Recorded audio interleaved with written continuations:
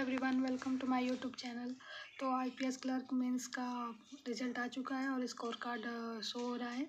तो मेरा जो स्कोर कार्ड है मैं आपको दिखाती हूँ मेरे कितने मार्क्स हैं। मेरे मार्क्स आए हैं इसमें 41, ठीक है।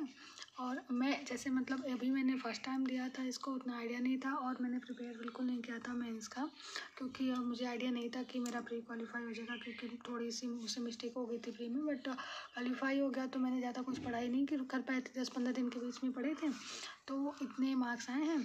क्या रीजनिंग में मैंने किए थे 20 मार्क्स के किए थे, क्योंकि मैंने 10 मार्क्स का मतलब वो 2-2 मार्क्स के किए थे 10 क्वेश्चन, तो मैंने टोटल 20 मार्क्स के किए थे। और जिसमें से मेरे मार्क्स आए हैं 10.25। तो ये नॉर्मलाइजेशन रीजनिंग में हुआ है 100%, क्योंकि मेरी एक्यूरेसी 100% थी, ठीक है। और यहाँ पे जनरल अवेयरनेस की रीजनिंग मतलब ठीक है, अगर मैंने वो 10-15 दिन में जितने पढ़े थे उसमें से ये मार्क्स अब मुझे अच्छे लगे।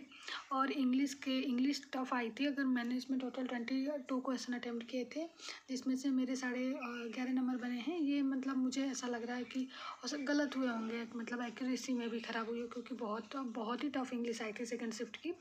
और डाटा एनालिसिस मैंने 3 क्वेश्चन किए थे, एक गलत हो गए और 1.75 मार्क्स हैं मेरे, ठीक है।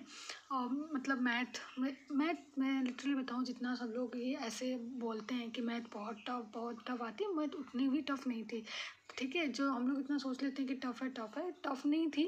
बट हाँ, बेसिक कॉन्सेप्ट क्लियर होने चाहिए थे। मैंने उसमें मतलब मैथ का बेसिक कॉन्सेप्ट अगर क्लियर हो तो मतलब किए जा सकते हैं, 8-10 क्वेश्चन आराम से किए जा सकते थे, क्योंकि मुझसे एक प्रॉफिट एंड लॉस की डी आई थी, ईजी थी, बट मुझसे नहीं बनी, ठीक है। क्योंकि मेरी प्रॉफिट एंड लॉस मेरा वीक है, ठीक है। मैंने किया था, बट 1 ही 2 क्वेश्चन किया था, शायद वो भी गलत हो गया।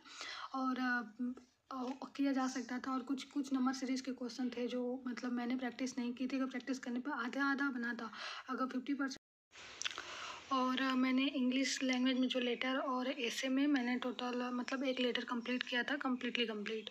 और जो ऐसे था, ऐसे मैंने सिर्फ 3-4 लाइन लिखी थी, यानी कि 100 वर्ड हो पाए होंगे मुश्किल से। तो उसके मिला के ये मार्क्स मुझे ठीक ही लग रहे हैं। तो बस यही ओवरऑल था। अब आप लोग का कितने मार्क्स आए कमेंट कीजिएगा, और do like and subscribe my YouTube channel. Thank you for watching.